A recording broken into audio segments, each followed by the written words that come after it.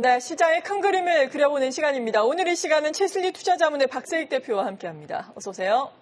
안녕하세요. 네.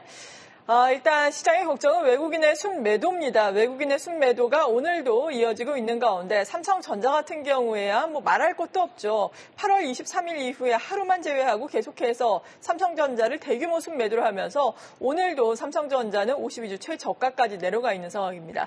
외국인 왜 이렇게 우리 시장에서 나가고 있는 걸까요? 근본적인 이유부터 살펴볼까요? 네. 크게는 한 세 가지 이유가 있다라고 말씀을 드릴 수가 있는데요. 방금 말씀하셨던 이 반도체에 대한 모건 스탠리의 반도체 겨울이 어렴풋이 보인다. 이 리포트 영향과 그동안의 삼성전자의 반도체에 있어서의 경쟁 우위가 약화된 거 아닌가 이런 우려감에 지금 하이닉스는 사는데 삼성전자는 파는 그런 교체 매매도 있고요. 그런데 이번 조정의 가장 큰 원인 중에 하나는 외국인이 매도하는 이유 중에 하나는 이 트럼프가 당선됐을 때에 관한 이 정책 변화에 대한 이 불확실성이 가장 큰 원인이다라고 보시면 되고요. 이번에 글로벌하게 증시가 변동성을 보였던 7월 말 이전에 7월 13일 펜실베니아주 유세 현장에서 피격 사건이 있었고 그 피격 사건 이후로 트럼프가 당선이 되겠네. 이런 분위기 속에서 앞으로의 미국 정부의 정책 변화 가능성 때문에 주가가 변동성이 확대가 되는 그런 모습이 나왔고요. 거기에다가 기름을 부었던 게 BOJ의 금리 인상이라든지 9월 18일 페드가 50bp 빅컷을 하면서 앞으로 경기 침체가 오는 게 아닌가 이런 우려감들이 맞물리면서 그동안에 외국인의 매도세가 있었고요. 외국인의 그 매도세에 관한 뱅크 오브 아메리카의 자료를 보면요. 지금 보시는 화면은 외국인 현선물 포지션인 부분인데 이 부분도 좀 기억을 해주시면 좋은 게 2022년 10월달 그때 미국 시장이 바닥을 찍고 우리나라 시장도 9월 말에 바닥을 쳤을 때 그럴 때도 외국인이 자세히 보시면 왼쪽에 순매수로 전환을 하게 되어 있습니다. 지금 보시는 화면은 외국인의 현물과 선물을 합친 그 외국인의 현선물 순매수라고 보시면 되는데 그런데 파란색으로 보이는 게 외국인이 현선물을 합쳐서 매도를 한 구간인데요. 이 매도를 한 구간이 작년에도 강세장이었음에도 불구하고 작년 8, 9, 10월 달에 매도로 전환을 하면서 우리나라 코스피가 10월 말에 2277까지 빠지는 그런 모습이 보였는데 작년에도 11월, 12월 달에는 시장이 다시 급등을 합니다. 왜냐하면 외국인이 돌아왔기 때문입니다. 그래서 지금 최근에 한 두 달 동안에 외국인의 이 매도세가 조금씩 약화되고 있는 모습이 나오고요.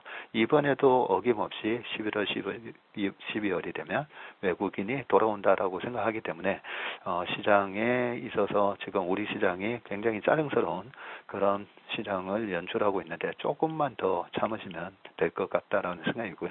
모건 스탠리의 반도체 겨울에 대한 부분은 지난번에도 한번 설명을 드렸었지만 항상 모건 스탠리의 반도체 겨울에 대한 반도체 매도 콜은 항상 너무 빨랐었기 때문에 2021년에 11월 달에 있었던 매도 콜과 그리고 2017년에 또 있었던 매도 콜 이후에도 항상 두세 달 뒤에는 늘 시장에 반등이 들어왔었고 지금 보시는 하이닉스 차트처럼 이번에 하이닉스와 같은 경우에도 한 1월 초까지는 반등이 조금 더 지속될 거다라고 그렇게 생각을 합니다. 네.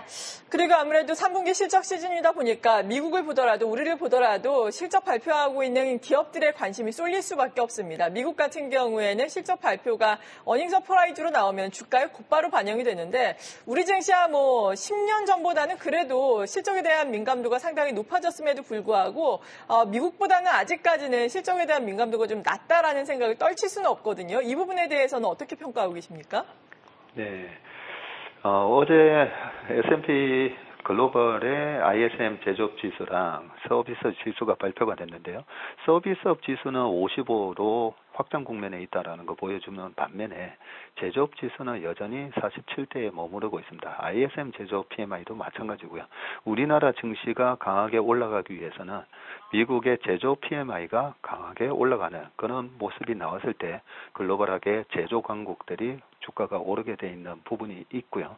그래서 대선이 끝나고 나면 보통 미국 대선이 있었던 해에 ISM 제조업 PMI를 보면 대선 전까지 지금과 같이 횡보를 보이다가 대선 이후에 대통령이 결정이 되고 나면 위로 튀는 경향이 있기 때문에 최근에 우리 시장은 왜 실적이 좋게 나와도 이렇게 부진한가라는 부분은 11월 달 이후부터는 다시 제대로 된 실적 장세가 진행될 거라고 보고요.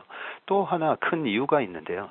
우리나라 시장에 있어서의 이 불합리한 과세 제도 때문에 과거에 대주주 과세 요건이라는 그 부분 때문에 항상 연말 전에 주식을 크게 매수를 하는 대주주라든지 슈퍼개미들이 연말 전에 주식을 팔고 넘어가는 그런 일들이 늘 발생을 했었습니다. 그런데 이번에는 이 대주주 과세 요건이 작년에 1인당 50억으로 바뀐 이후에 이번에는 금투세가 이렇게 투자 심리에 영향을 주고 이 금투세가 시행이 된다라고 하면 연말 전에 주식을 팔고 넘어가는 게 유리하기 때문에 지금 우리나라 시장에서 실적이 좋게 나오는 우량한 주식도 일단 주식을 팔고 넘어가야 되는 그런 매도세를 유발하고 있는 부분이 우리나라 시장에 참으로 부정적인 영향을 주고 있다라고 볼 수 있습니다.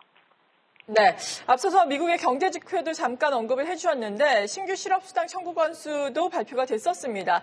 고용은 여전히 견조하다라는 것을 보여줬는데 미국은 이렇게 경기가 괜찮다 보니까 트럼프 트레이드의 여파도 있기는 하지만 최근에 국채금리가 다시금 오름세를 나타내고 있잖아요. 간밤에는 물론 하락하긴 했지만 여전히 10년 만기 국채금리 4.2%에 육박하면서 높은 수준입니다. 이런 가운데 미국의 통화정책이 또 완화 기조가 약화가 된다면 한국은행의 선택 에도 많은 영향을 미칠 텐데 어제 우리나라의 3분기 GDP 성장률이 상당히 예상치보다 하회를 했잖아요. 이 부분이 한국은행의 앞으로의 선택에 미칠 영향은 어떻겠습니까? 네. 한국은행 총재께서 예전에 아주 명언을 하셨죠. 우리가 연준으로부터는 독립적이지 못하다라는 얘기를 해서 아무래도 글로벌하게 유동성의 헤게모니를 쥐고 있는 연준의 정책을 따라갈 수밖에 없는데 그동안에 한국은행이 그래도 연준보다는 선제적인 대응을 했었고요. 그래서 금리를 먼저 올렸다가 또 먼저 동결도 하고 그래서 연준은 앞으로 금리를 낮춰야 되는 그런 상황에 있지만 우리나라 한국은행은 이미 금리를 시장금리 정도 수준까지 낮춰놓았기 때문에 여기에서 있어서는 조금 더 연준보다는 좀 자유롭다라고 생각하는데요. 지금 주식시장 입장에서는 10월 달에 미국의 10년물 국제금리가 올라오다 보니까 우리나라를 비롯해서 또 이머징 마켓이라든지 아니면 미국 시장의 러셀 2000 같은 중소형주들이 또 못 올라가는 그런 현상이 일어납니다. 그 모든 것이 미국 10년물 국제금리에 영향을 받는다라고 보시면 되는데 지난 3년 동안 이 미국 10년물 국제금리의 횡보를 보면요. 항상 10월 달에 고점을 치고 떨어졌었습니다. 22년 10월 달에도 마찬가지였고 작년 23년에는 10월 달에 미국채 그 10년물 금리가 5%를 찍으면서 우리 시장을 2,300을 깨는 그런 하락의 트리거로 작용을 했었는데 지금은 그때와는 다르게 연준이 금리를 하향하는 피벗이 진행되고 있는 구간에 들어갔기 때문에 작년처럼 여기서 4.2가 4.5, 4.8 이런 식으로 올라가는 건 아닐까라는 두려움은 안 가지셔도 될 것 같고요. 이번에 대선에 대한 불확실성이 끝나고 나면 10년물 국채금리도 작년 11월, 12월에 빠르게 급락하면서 주식시장이 반등이 있었기 때문에 10년물 국채금리는 지금 이번에 반등이 10월 말에서 11월 초 대선이 끝나면 다시 하락으로 전환할 거라고 생각을 합니다. 네, 미국 대선이 앞으로 한 2주 정도 남지 않았습니까? 남은 기간 동안 우리가 어떤 관전 포인트를 보면서 투자 전략을 세워야 할지 마지막으로 정리를 해주신다면요. 네. 지난번 2016년도에 미국의 트럼프와 힐러리의 대선 전에 보면 우리 시장에 지금 2024년에 우리 시장과 너무 비슷한 식으로 굉장히 울퉁불퉁한 시장이 전개가 됐었고요. 2016년에도 보면 트럼프가 당선되기 한 달 전부터 시장이 큰 폭으로 빠집니다. 우리나라 코스피, 우리나라 코스닥이 지금처럼 너무 힘없이 빠지게 되는데 지금 보시는 2016년 코스피 차트를 보시면요. 중간에 동그라미로 돼 있는 게 브렉시트가 있었던 때에 한번 확 빠졌다가 올라가는 모습이었는데 계속 그래도 꾸역꾸역 고점을 갱신하는 모습을 보였던 이 코스피도 2016년 10월, 11월 달에 저렇게 한번 크게 빠집니다. 그런데 그러면 저렇게 빠진 부분 이후에 나중에 12월에서 2017년 넘어갔을 때는 시장이 빠르게 회복하면서 2017년에는 코스피나 코스닥 모두 다 20% 이상의 상승을 기록했기 때문에 지금 마지막 짜증스러운 그런 구간에서 많이 투자자분들이 많은 스트레스를 받고 계시겠지만 이제 그 하락의 조정이 거의 끝나간다라고 생각을 하고 있고요. 그래서 10월 말에 주식을 대선 전에 사서 이번 11월, 12월, 내년 연말 연초, 올해 연말과 내년 초까지 수익을 많이 내시는 그런 전략으로 가져가시면 좋을 것 같습니다. 네, 채슬리 투자자문의 박세익 대표와 함께 매크로 변수에 대해서 알아봤습니다. 감사합니다. 출발 증시 60초 후에 이어집니다. 계속해서 다양한 경제 이슈를 알고 싶다면 구독과 좋아요, 알림 설정 부탁드립니다. AI 캐스터 권미정이었습니다.